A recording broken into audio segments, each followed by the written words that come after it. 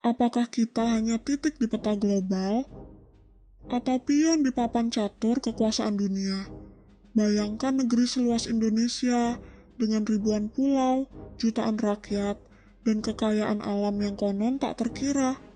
Tapi pertanyaannya,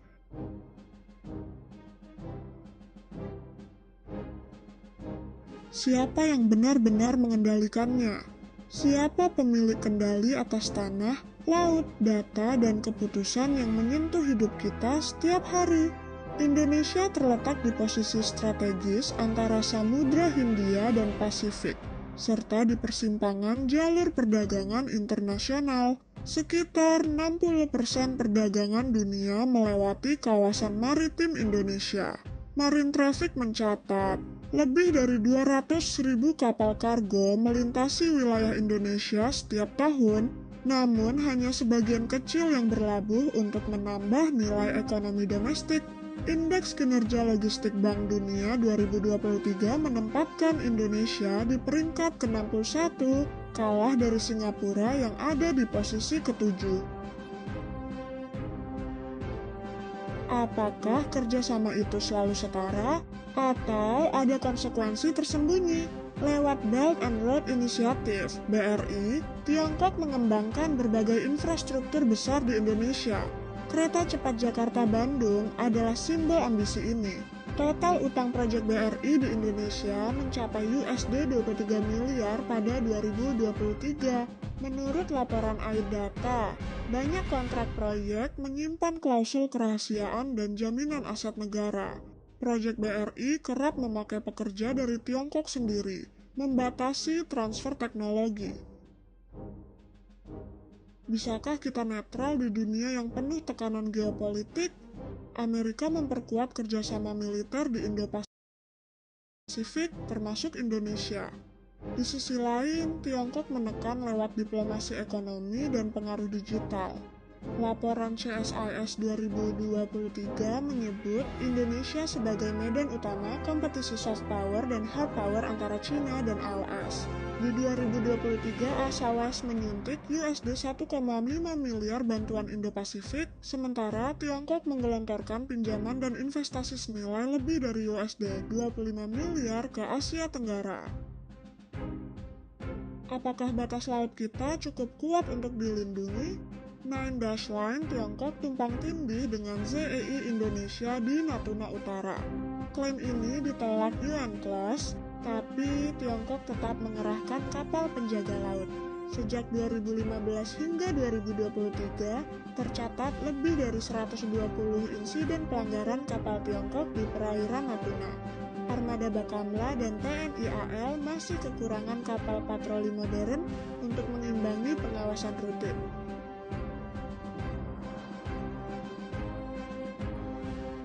Jika data adalah emas baru, siapa yang menggali dan memilikinya?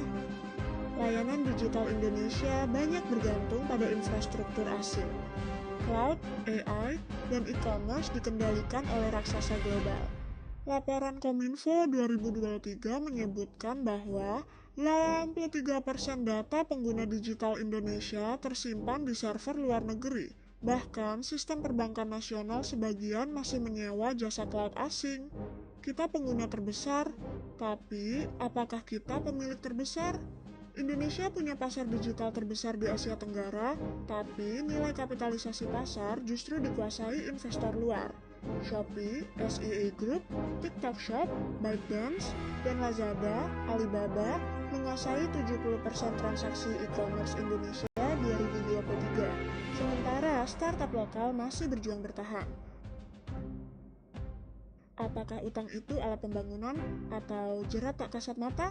Total utang Indonesia per Mei 2024 mencapai 8.082 triliun. Komposisinya 70% domestik, 30% luar negeri. Dari 3.000 triliun utang luar negeri, mayoritas dalam bentuk valuta asing, USD, JPY, EUR. Nilai tukar yang fluktuatif membuat risiko tinggi terhadap pembayaran cicilan. Rasio pembayaran bunga dan pokok utang mencapai 19,3% dari total APBN 2024, Kemenko. Apakah kita hanya penonton di panggung energi kita sendiri? Batu bara menjadi primadona ekspor. Tapi perusahaan asing dan joint venture mendominasi kepemilikan konsesi. 77% produksi batubara dikuasai korporasi besar seperti Adaro, KPC, Bayan Resources, sebagian dimiliki asing. Ironisnya, Indonesia masih impor BBM sekitar 700.000 barel hari, SKK migas. Negara agraris, tapi mengapa kita terus impor pangan? Impor pangan terus meningkat meski program swasembada digaungkan. Impor beras 2023, 3,1 juta ton. Impor kedelai, 2,75 juta ton. 95% dari ASAS. Impor jagung, daging sapi, dan bawang juga melonjak. Ketergantungan ini menjadikan Indonesia rentan inflasi pangan global. Apa jadinya jika musuh datang dan senjata kita bergantung pada izin negara lain? Sebagian besar alutsista Indonesia berasal dari luar negeri. Perawatan dan upgrade-nya pun bergantung pada produsen. Embargo militer 1999 membuat TNI lumpuh sementara karena ketergantungan pada suku cadang awas. Saat ini, Indonesia masih mengimpor jet tempur Rafale, Prancis, F-15EX, AS, dan kapal selam dari Korea. Mengapa banyak ilmuwan Indonesia justru berjaya di luar negeri? Minimnya anggaran R&D menjadikan inovasi lokal sulit tumbuh. Indonesia hanya mengalokasikan 0,25% PDB untuk riset, bandingkan dengan Korea Selatan 4,8%, Jepang 3,3%, dan AS 2,8%. Lembaga Biologi Molekuler Ajekman pun sempat dibubarkan dan dilebur ke BRIN. Apakah budaya kita masih jadi identitas atau sudah jadi produk dagangan algoritma? Konten budaya Indonesia kerap viral tapi tak berdampak ekonomi berarti bagi senimannya.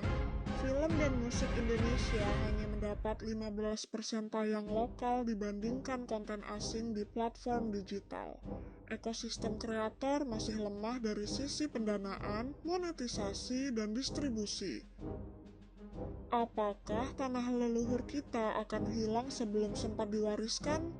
Konversi lahan dan ekspansi industri merambah tanah adat. Aman mencatat lebih dari 10 juta hektar wilayah adat belum diakui negara. Setiap tahun, Walhi mencatat 200 lebih konflik agraria. Proyek Strategis Nasional (PSN) juga kerap melanggar hak masyarakat adat. Sekolah, tempat mencetak pemimpin, atau jalur produksi pekerja global. Pendidikan sering didikte pasar, bukan kebutuhan bangsa. Laporan PISA 2022 menempatkan Indonesia di peringkat ke-72 dari 80 negara dalam literasi membaca dan matematika. Kurikulum sering berubah, tapi tak menyentuh akar ketertinggalan inovasi. Apakah proklamasi 1945 cukup? Atau kita perlu deklarasi baru dalam bentuk yang lebih nyata dan menyentuh seluruh aspek hidup? Kemerdekaan abad 21 bukan hanya politik, tapi juga kedaulatan digital dan data, ketahanan pangan dan energi, kepemilikan atas SDA dan nilai tambah, pendidikan dan riset untuk kemandirian, kebudayaan sebagai narasi kekuatan. Peta dunia bisa berubah, tapi jika kita tidak tahu posisi,